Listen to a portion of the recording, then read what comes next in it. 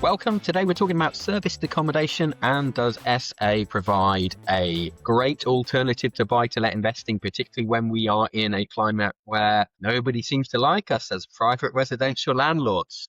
They seem to want us out. Who better to talk to than my good friend, regular contributor to YPN and sometime writer for us as well, Phil Saunders.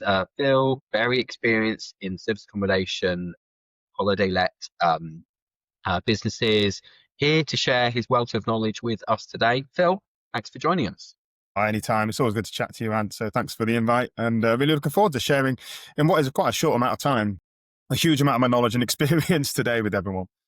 Yeah, I told Phil that we're going to be on here for about 45 minutes, and I told him the stuff that we wanted to cover, and he was like, So we're gonna see how we get on today. So now, many people will be familiar with you. They'll have seen you on sort of podcast episodes before, regular content in the magazine, and on different videos, different content that we create. But for those who don't, can you tell us a little bit about what your serviced accommodation business looks like? So kind of number of units, types of units, and what you do.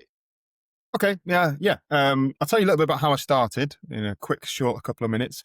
So I wanted to create a way of creating passive income, so free myself from a busy day job and create this time to spend with my family. I have young twins at the time growing up who are 8 now, and also to enjoy my hobbies. I live in the Peak District. I love climbing, running, ultra running, paragliding, all these cool, fun stuff, which I didn't have time to do with a young family and a full-time job. So that's the whole reason I got into this in the first place. My business started with a yurt in the field, which is a really interesting rent-to-rent deal, which I don't have time to go through today, but it just started with a very small unit. So, it's a good lesson for everyone starting out in holiday lets or serviced accommodation. You can start off on a very small scale with a very low financial commitment and then build up from that.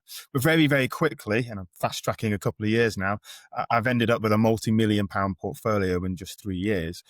Basically using other people's money, using credibility that I built up in the industry to go and buy and own houses. I only buy houses. I only own my own properties with my investors partners. But it's a multi-million-pound portfolio now with large luxury holiday lets, 6, 7, 8, 9 bedroom houses in beautiful parts of the world, in the Peak District, in the Lake District. I'm looking into other properties elsewhere now that create high cash flow with very little time investment. And that's ultimately what I want to try and help people achieve. And that's what my business looks like now. I do have other units that aren't large luxuries. So I've gone through all the levels from a yurt in a field to a 2-bed house to a 3-bed house. I've got contractor units throughout the country, 4, 5, 6 bedroom houses for that, as well as flats and other smaller properties. So really, I've learned a lot about the whole industry, from the very smallest units to the largest that you can buy and everything in between. And my portfolio consists of all of those today. Okay, brilliant. Now, no one is ever going to say that serviced accommodation is easy. Property investing is not easy. You're watching this or listening to this and you're thinking this is going to be one of those episodes that say property investing is easy. Not easy, it's not brain surgery. It's not easy. But serviced accommodation is probably more labor intensive than, buy to let. Now I know, portfolio landlord myself, interviewed thousands of investors over the years, that on average, standard buy to let, single let property is probably going to make you £200-300 a month profit, something like that. If you've kind of got 75% loan to value, probably making around about that kind of money. So how does that compare with SA, if you get it right? Yes. Okay. Yeah. Well, very, very much depends on the unit. So going back to your example of a smaller property, a 1-bed flat, for example, let's start with the smallest and then let's go up to the biggest. So a 1-bed flat, depending on the country, where you are in the country, obviously, if you've got a 1-bed flat in London, you're going to be getting a higher rental than if you've got a 1-bed flat in the Northeast, for example. But you're right. Most landlords would be happy with, £200 or £300 a month profit from a unit like that, whatever the actual rent is going to be. Whereas in certain parts of the country where I'm operating, if I'm renting a 1-bed flat, which I've got several of in my portfolio, to a contractor, well, I'm making £600 or £700 a month relatively easily with quite a long-term booking. It's a lot harder, and the profit margins can be higher or lower depending on your market if you tailor to weekend or tourists coming and going quite a lot. And the main reason because of that is you've got a lot of cleaning changeovers. It's the cleaning changeovers that have a big impact on the cost of the business. Whereas if you can price things correctly to the right target market, get a long-term 4, 5, 6, 7, 8, 9 month booking in, you only need to clean that property a handful of times. So even though the actual nightly rate is a lot lower than you might expect, the profit margins actually go up. So this is one of the strategies I teach my students, is to just try and drive people to the medium to long-term bookings and then fill in the gaps that you might have with the short-term bookings. But, to answer your question, how much profit do you make? Yeah, I'd be expected to make £600 or £700 minimum on a one-bed flat, as opposed to £200 or £300 if it was a buy-to-let. So the rewards for delving into this industry much, much greater, even though there's a little bit more effort than if you were just to rent it as a buy-to-let. So let's talk about, obviously the income's there as a massive upside. Okay. Let's talk about some of the downsides. You said it's not quite as easy to set up. So what are the challenges? Using this one bed as an example initially, and then maybe talking about some of the more kind of holiday let stuff and stuff that's perhaps more popular for weekends. What are the challenges in creating an SA business? Okay. One of the challenges is making the quality of the product high enough, good enough. We're seeing, and we're going to talk about this later on in the interview, increasing competition in this space. More and more landlords are being driven into serviced accommodation or holiday lets because of the buy-to-let market, because of the renters' rights or renters' reform bill. People are not making the same profit as they were in years gone by. And also things are ever more getting tinged towards the sort of in favor of the tenants versus the landlord. We're getting punished heavily for not meeting the correct rules and regulations, and obviously tenants not paying rent and having to evict them, all these sort of problems that you get with buy-to-lets that you just don't have with serviced accommodation. So lots of landlords are either selling their portfolios or moving into the space. So because of that, there's a lot of competition moving into various markets. So you've got to make sure your house really stands out. Whatever size of house it is, if it's a 1-bed flat or an 8-bed house, you've got to find a way to add a lot of value to your customers that are arriving. So many different ways you can do that, but one of them is design. So this is one of the challenges with the house, is you've got to get it up to a really good high level of design. You could ideally get a designer in if this is not one of your strengths. You're going to have to pay a little bit extra to get the house fully set up and fully furnished. Most landlords, not all of them, will be renting properties that are unfurnished. So there's a higher cost to getting into the industry. You've got to pay for this painting and decoration, refurbishment works, and you've also got to pay to get the furniture in, the plates, the cups, the knives, the bowls. There's a whole lot of things you've got to consider before you accept your first guest. And then it's marketing. It's a case of marketing it. Where you're going to market, what platforms you're going to market on, how you're going to word it so that you're attracting the right customers for your right target market and getting the right price. And all of these things just take more time and more expertise and more knowledge than you would if you were using it as a buy-to-let. So there's more complexity to the setup and more knowledge required to get to the right place if you want to succeed. And that's one of the biggest challenges with serviced accommodation. Okay. And it comes with the same challenges as any kind of property investment, really, in terms of we've got to find the capital, we might have to find finance partners, but the challenges you're talking about there are kind of unique to SA rather than kind of standard lettings. So, okay, let's talk about running the business, the kind of day to day, because I'm imagining now you are not going around and cleaning the houses yourself and meeting your guests and letting them in and fielding every question, because let's be honest, we've probably all booked on Airbnb and then sent the host a barrage of questions beforehand. Where's the best restaurant to eat locally? All those kind of things. So I'm guessing it's not you now, but maybe it was once. At one point, yes. I mean, I've done absolutely everything that you need to personally to run a holiday let or serviced accommodation business. Back when I had my yurts, my glamping business, I was the one, or my wife, who helped me a lot at the time, was going and cleaning those units. I was chatting to the guests. I was taking the phone calls. I was answering all those questions, dealing with the bookings and the pricing and everything. So it's a very, very common story that I hear from people. And to be honest, to get started with just one unit, that's absolutely fine and very, very normal that people do this. They invest a lot of their time, a lot of their energy. And it's an important process to go through to learn about what you are good at and what you're not good at, and about how to interact with the guests. Because then one of the first things you want to do is outsource some of these tasks to other people. If you don't know how it's supposed to be done in the first place, it's quite hard to outsource.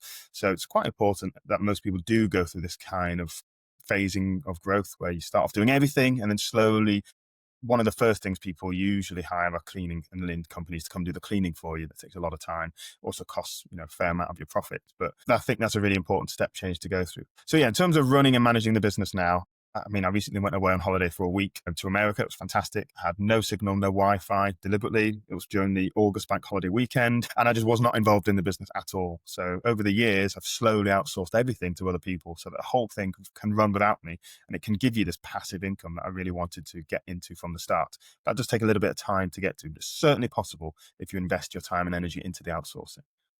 So you're at the point now where the business can run. You could go off, mountaineering, whatever you want to do for a couple of months, and the business will run without you.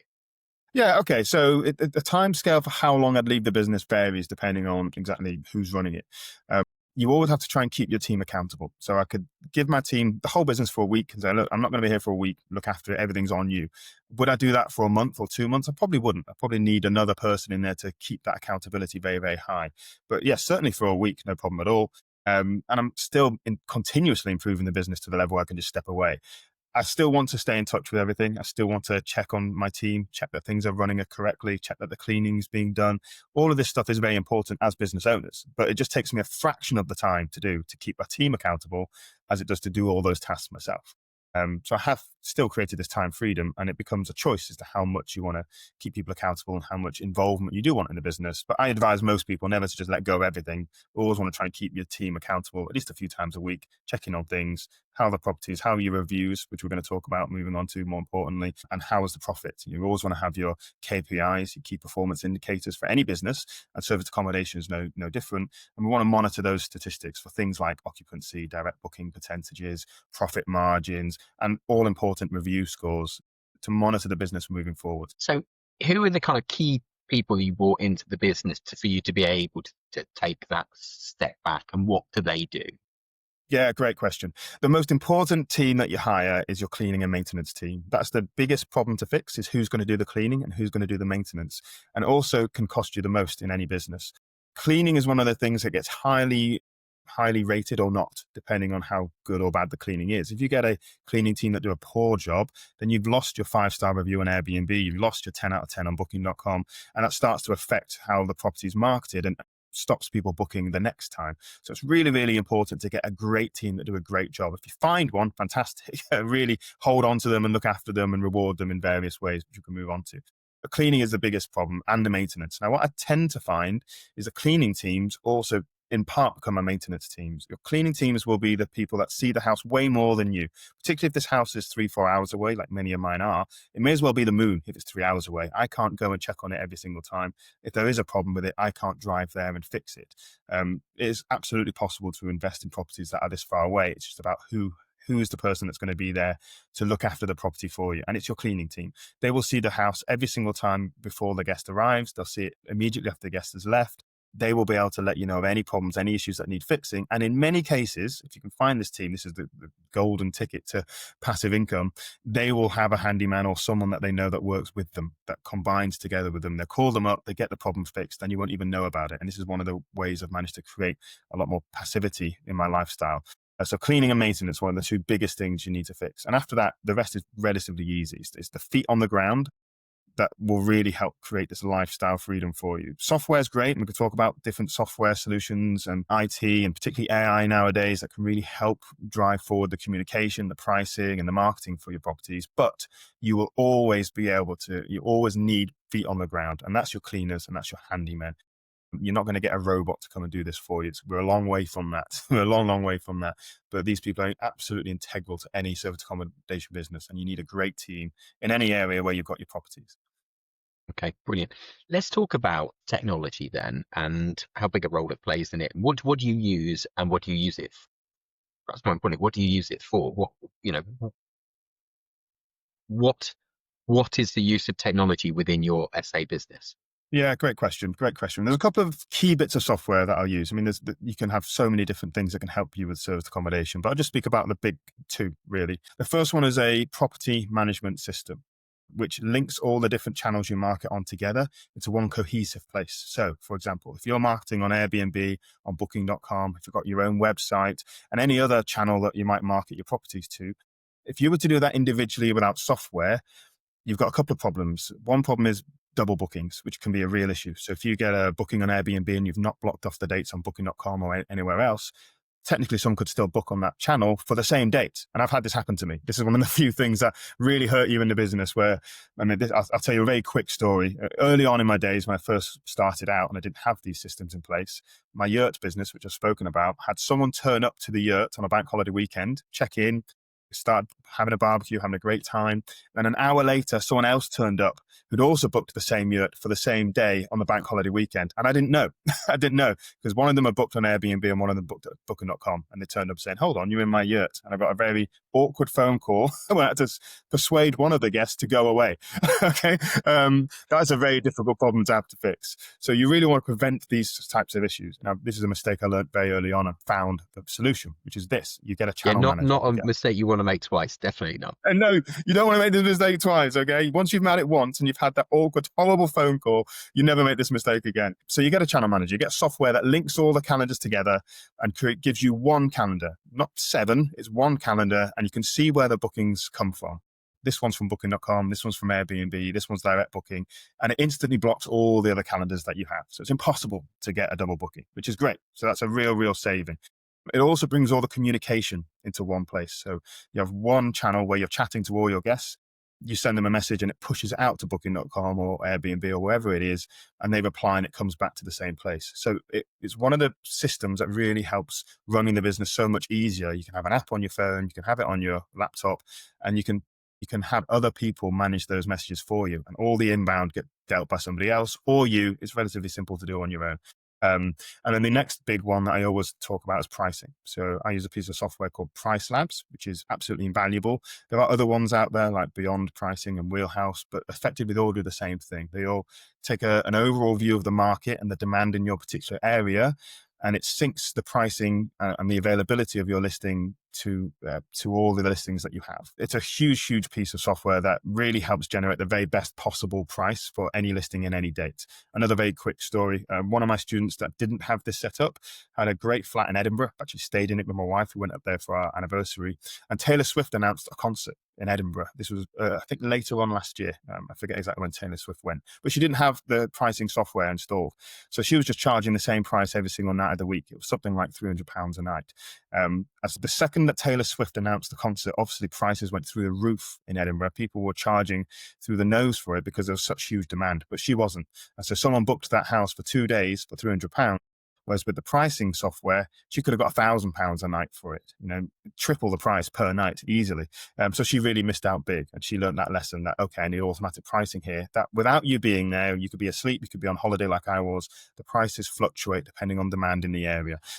It's really worth every penny of the investment in that sort of software. So yeah, property management systems to manage the property itself, and then automatic pricing to help you price your listing for the very best value that you can possibly get at any given time. Okay, brilliant. And let's talk about, though, the importance of direct bookings versus bookings via the platform, because you mentioned 2 types of bookings there, some that come through the platform, some that come direct. I'm guessing that, when people come and stay, do want to encourage them to kind of come back, probably book direct with you. I don't know, Airbnb charges, what, 15% or... Up. They're gone up. Yeah. So Airbnb's recently raised its pricing. I'm not sure if it's actually into force currently, depends on when this video gets released, but they're raising it to 18%, which is a lot. For your first units, Airbnb will often charge you 3 or 5%, but very quickly you go up to this 18%, which is a huge commission, right? And Booking.com similar, 15, 18%. A lot of channel managers charge the same, but the trend is moving forwards, they're going to charge you more and more and more and more and more. I've been talking about the value of direct bookings for a long time. 20%, let's call it 20%. I mean, that's a massive bite into your profit, isn't it? Yeah. And one you can't particularly kind of factor in and just charge more. Yeah. I imagine. Well, you can't just charge more. Yeah, you can't just keep charging more and more and more to your guests. So it's just a cost that you kind of have to swallow. Direct booking is incredibly important to this business, but they're also very difficult to get. It depends on your size of unit and what your key market is. Now, if you're working with contractors particularly, direct booking is a lot easier because contractors tend to stay for a long time. So they might book the first 2 or 3 weeks with you, maybe a month on Airbnb or booking.com. But then very quickly, you can have a conversation with them. You can build up rapport, you can build up a relationship and say, hey, look, do you want to save a little bit of money and book directly with me? You've been to the house, you like it, you love the area, you've met me as a host or you've spoken to me as a host. Would you like to book direct for the next X many weeks or months that they're staying? And especially if someone's booking a long, long time, I'd always try and convert them to a direct booking because the savings are massive for us. We can give them a bit of a discount and actually make more money because we're not paying those commissions. It's much, much harder for larger luxury holiday lets to build up that direct booking client base. Easier for the smaller ones, but for the larger ones with these big group bookings, people are coming for a specific reason. They're coming for a 30th or 40th wedding anniversary or a birthday or something like that. And it's one event for all of their friends and their family. And then they're probably not going to come again for 5 or 10 years. So it's very hard to get them to rebook. However, who do they know that might be able to rebook with them? If they have a good time, that their friends might book the same place for their birthday party or event coming up. But the efforts and the rewards for doing this are absolutely massive. Again, I'll put some figures to this if that's okay. So some of our large luxury holiday lets, they make over £100,000 a year, 120, £130,000 a year.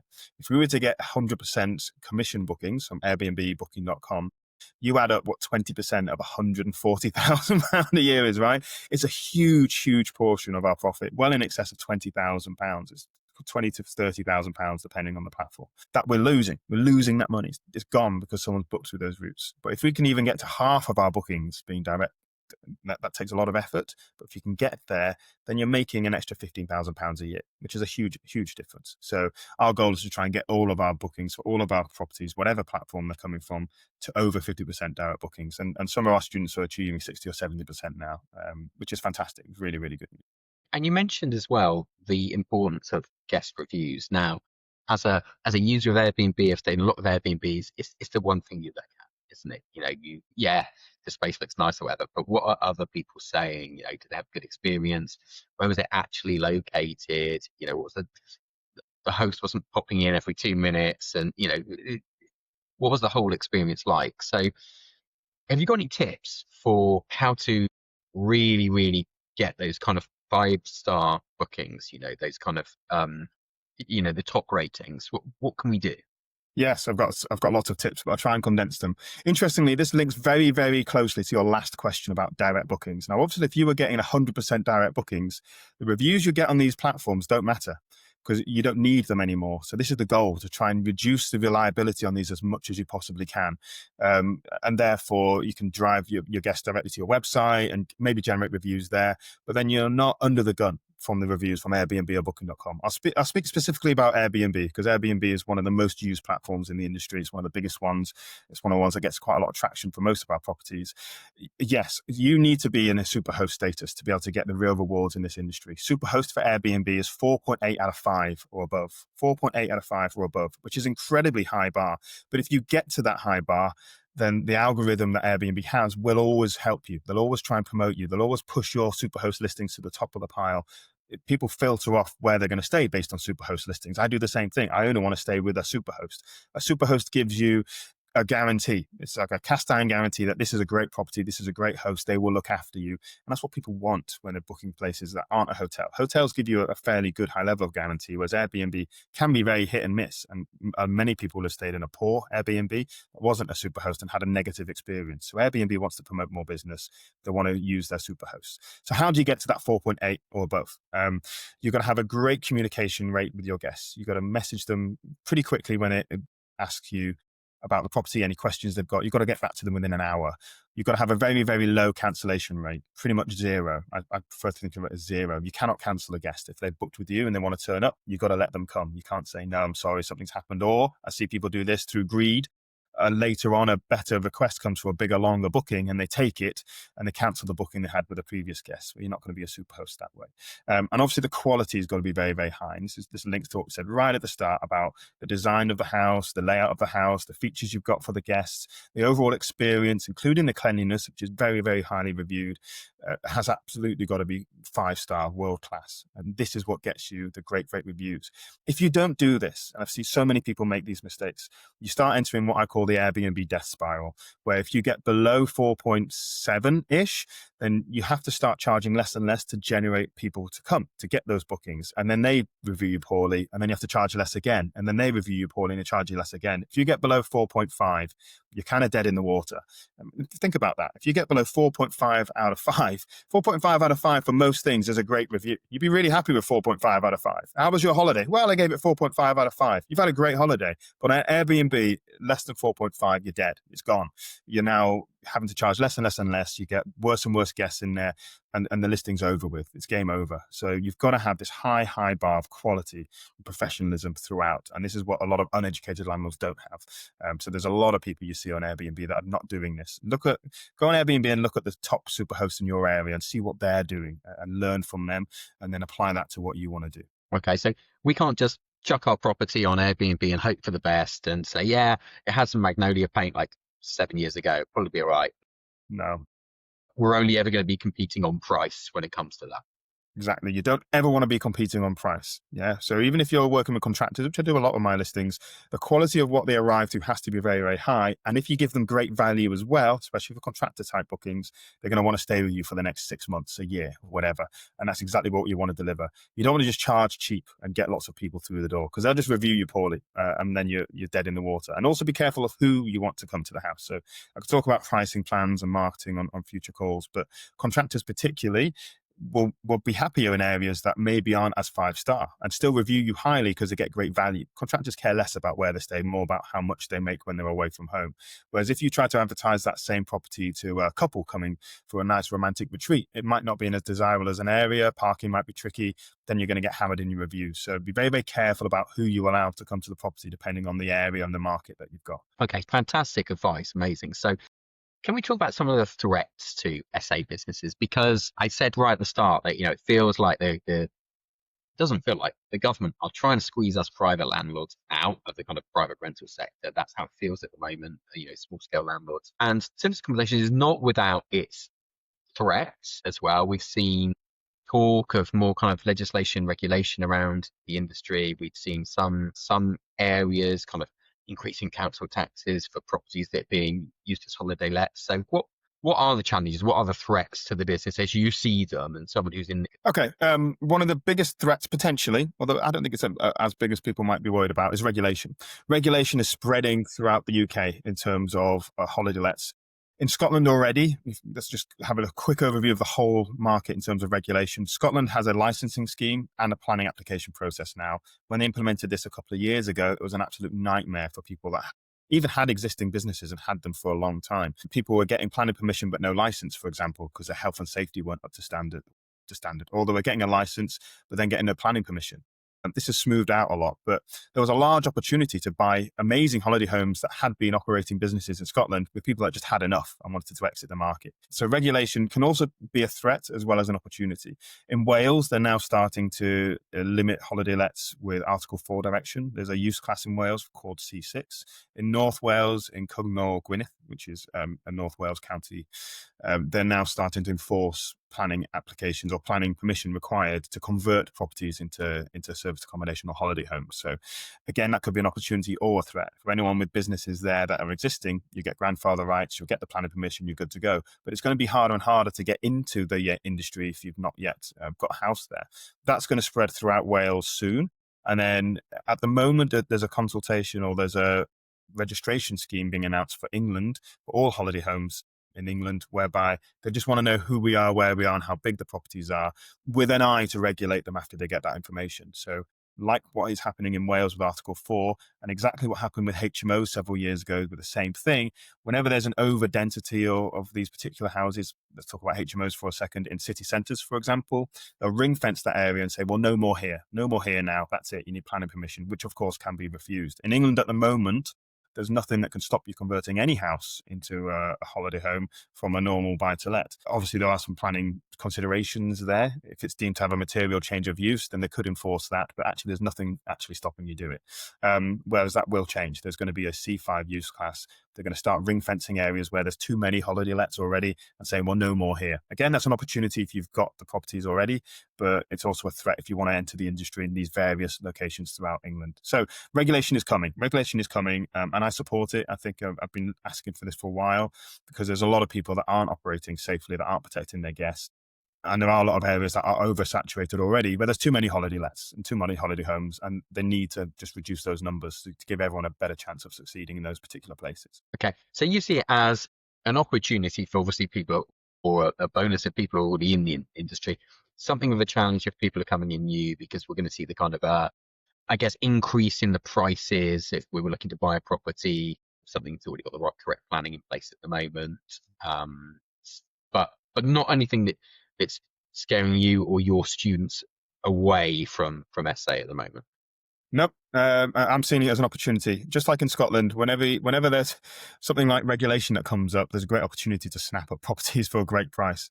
So I'm doing that now. We're still buying more holiday homes throughout the UK. I'm actually looking at some areas that I've not been into before. I'm gonna keep my cards close to my chest, what they are. But there's opportunity everywhere right now. There's also a large opportunity from people selling their second homes, because second home landlords versus holiday lets are getting absolutely hammered. The government doesn't want people to have second homes because it's hollowing out local small communities. People that have had these bolt holes to escape from, busy city life for many years, maybe they've inherited them from their parents or their grandparents, are now getting hit with double, triple council tax bills, and it's making them quite hard to afford. These larger properties tend to not work very well as ASTs, and people want to go and use them as second homes. The only other option for these people generally is either to sell them or to turn them into holiday lets, one or the two. Most people don't really want to run a holiday let business as their second home, so they're selling them.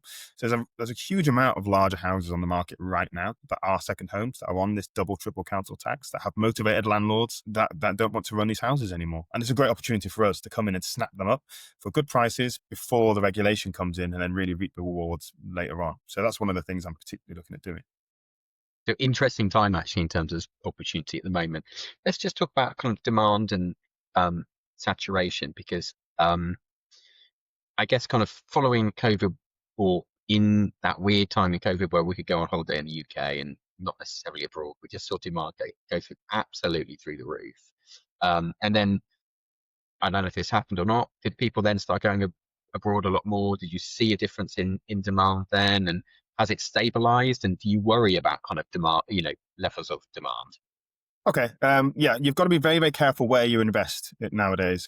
City centres generally are very oversaturated. There's far, far too many people doing short-term lets on apartments and houses in the city centre. One of the things I go through with new students is an in-depth deal analysis of the areas they're thinking of working towards, and being very data-driven. You've got to be very, very data-driven nowadays. The time where you could just list anything on Airbnb and it would just work has been and gone several years ago. I mentioned this before. The quality has to be absolutely top notch nowadays to compete with everybody else in the market, but also where you do it is important. Even if you pick a very, very high quality unit with a very high quality finish, if there's too many people that have been operating there for a long time, you'll find that people will generally book with those hosts first because they've got 100 5-star reviews, whereas you're new to the market with 5 5-star reviews. Which one are you going to pick? You're going to pick the one that's got the credibility. So it takes time to build that up.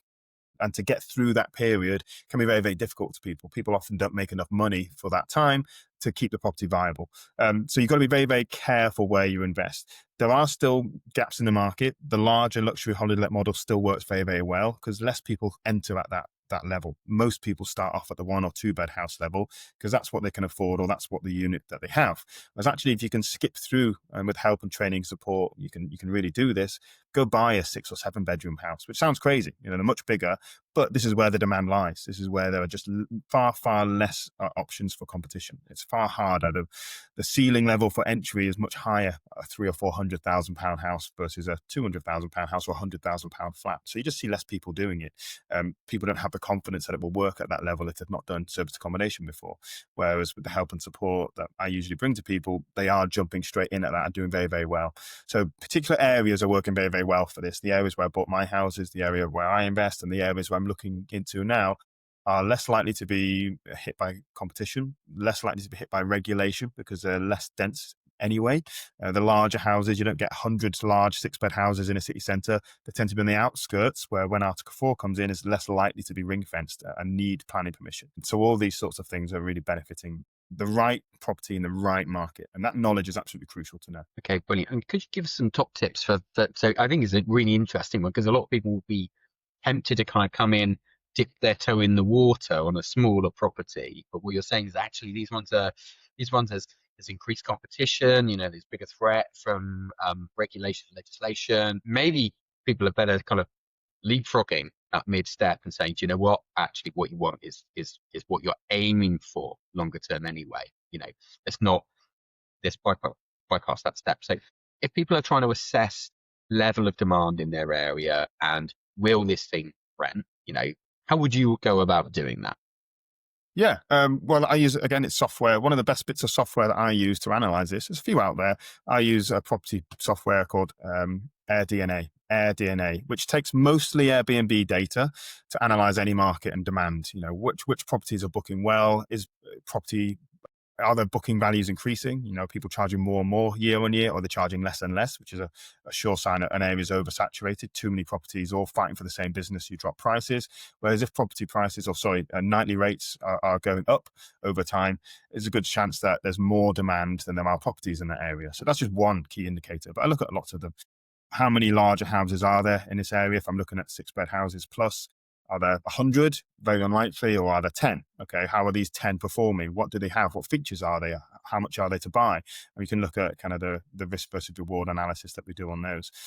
In every single area I've ever analysed in the UK, I've only ever seen a huge volume of 1 and 2 bedroom houses. 1 and 2 bedroom houses or flats usually make up roughly 50 to 60% of any market. Sometimes slightly less, but roughly 50 to 60%. Even if you get to the 3 or 4 bedroom house level, which is a bit more affordable, you tend to be in a level where you're in the kind of fewer 10 or 15% of the market, which is a lot better. If you can only afford a 3 bedroom house, that can still work because there's far fewer of them. There's much less competition. Most people, what I see, tend to enter in at the 1 or 2 bedroom house level, get stuck, get confused as to why the house isn't performing as well as they expected it to. They haven't done this analysis, and then they retire from serviced accommodation. Now, I tried serviced accommodation, I tried huddle lets, it didn't work. It didn't work because you didn't have the right house in the right area. So yeah, the people that I coach and I help generally go to these more niche areas that work much better. But AirDNA is a great piece of software to go to just have a look at this key demand in your area and get a very basic overview. Okay, so your students that you work with, it's unlikely that they're going to be repurposing an existing portfolio quite often. They're more likely to be saying, well, I've done that. I have some property experience. Now I want to move up. Now I want to create this kind of income replacing business. We're not necessarily looking at saying, yeah, hey, and your 1-bed flats in Plymouth or wherever it might be, they're going to be perfect for this because it's kind of difficult to imagine who's going to rent them, and there probably would be 1,000 other flats that somebody could rent. Would that be accurate to say? Yeah, that'd be accurate to say. We do get some students that come with a portfolio. We look at all their properties and say, okay, well, this one will work because of this, and these ones won't because of that. If you don't like them or they're not working for you, then maybe find another use for them other than SA. Some of our students do have houses in great areas that work really well. And we had a student a few years ago that had 3 3-bedroom houses right in the centre of Leeds city centre. And he turned them all into serviced accommodation and tripled the amount of profit he was making from them.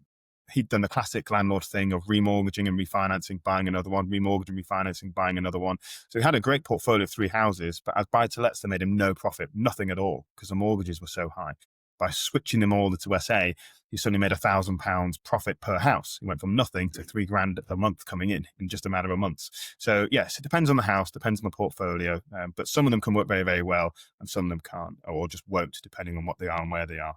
Okay, brilliant. So could you talk us through an example deal of yours? That could be a recent one, or it could be one of the ones that you did sort of earlier on when you were taking a step up from the yurt, from the individual yurt at the time. I don't know if you've got one you could share with us for us to learn from and talk us through that case study. Yeah, I mean, I'm spoiled for choice, but I'll pick one of the simpler ones because a lot of our properties do extensive refurbs. I bought this house up in Cumbria during COVID, which was fantastic. It was a great time to buy houses. So deals like this only come when there's a big opportunity like we're seeing right now.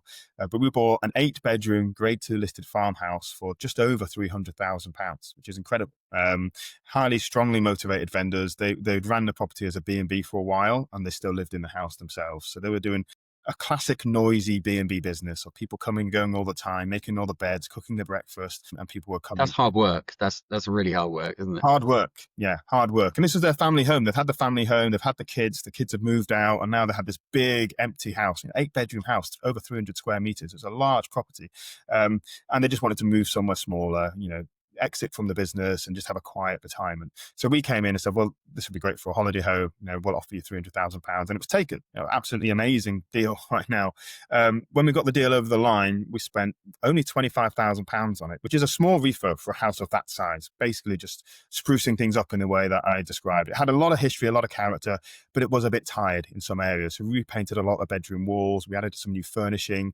We put a big projector screen in there, massive, great thing. I love watching films in that room with my kids. Put a pool table in there. And one of the biggest things we did was get a hot tub. So one of the key lessons, which I can share with this particular deal, is just how much value things like hot tubs add. Now, people are often worried about hot tubs in terms of how much effort and maintenance they take. And they do take some effort and maintenance. But I'll ask you this question, Ant. So the hot tub, we got a quote from Sykes Cottages, which is the largest holiday letting agency in the UK. Over 25,000 houses they run. So they really know what they're talking about. It's one way we decide whether we're going to do a deal or not and stack it. What income projections do you think they're going to make? So the house without a hot tub was projected to make £100,000 per year. That's gross. How much extra do you think the hot tub added to that income projection per year? And maybe 10%, maybe. It was a massive £40,000. It was 40%. Wow. So 40%, £40,000 extra if I just put a hot tub in there. Now, a hot tub with decking is roughly £10,000. So in year one, the hot tub made 400% return on investment, which is incredible. And we've had that house for over 5-6 years now. So it's well paid back the investment we initially made. So features like that drive people to the property to book. And there's all sorts of things that you can add. Hot tubs just one, projectors are another, pool tables are another. And you have to constantly add more and more features to the house as everyone else slowly kind of catches up with you. This extra expertise and knowledge to know that a hot tub will add this amount of income to a property is really vital to learn. And that's one of the reasons this house makes over £140,000 a year. I think last year we did 130, so a slight dip, but still, okay, £130,000 a year gross income from a house that cost us £300,000 is an enormous return. It's an enormous return. So that's just And one. what would you net on that property over the course of a year? Yeah. Okay. So it depends on the year, depends on the maintenance that you have to do or don't do, but it's roughly 30 to 40%. So, we're looking at 40-ish thousand pounds profit per year from one house, which is amazing. So, how many houses do you need if you make 40 grand a year before you've got enough money to free yourself from your day job? A lot of people, the average UK wage, I think, is less than £30,000 a year. It might be there or thereabouts. If you're earning an average UK salary, that one house, £40,000 a year profit, you're done. You can retire. You can live off that one property. Running one house, I can tell you, is very, very easy to do. Once you've got the right systems and things in place, it takes you no time at all.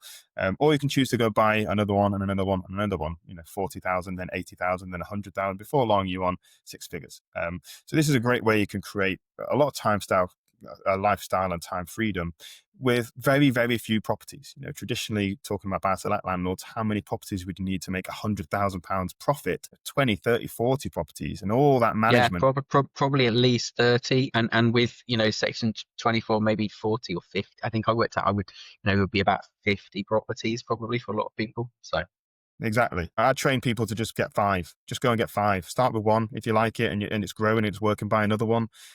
Over the next 10 years, go buy 5 of them and then just retire. Who needs more than £100,000 a year? I'm happy with that. I don't need any more. I'm still buying a couple here and there, but how many do you really need to be happy? That's another key lesson that I like to share with people. Okay, brilliant. Phil, we didn't think we were going to cover all this stuff in 45 minutes, and we have done it. We've covered a huge amount. I do want to make sure that if anybody's watching this and listening to this, they know how they can reach out and make contact with you or follow you.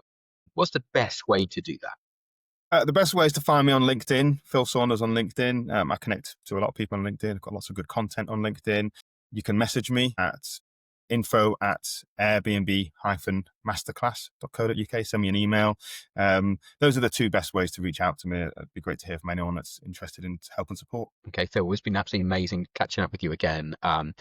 It's always great to see how passionate you are and enthusiastic you are about the business, and to share that, but also be really real about some of the challenges along the way as well. So we said earlier on, it's not always easy, it's not rocket science, but it's not always going to be dead easy. So, and I think we've done a brilliant job of explaining just what it's really like running an SA business. So massive thanks from us, everybody listening and watching, and we look forward to catching up with you again soon. Mate, thanks. Yeah, it's been a pleasure. Thank you, man.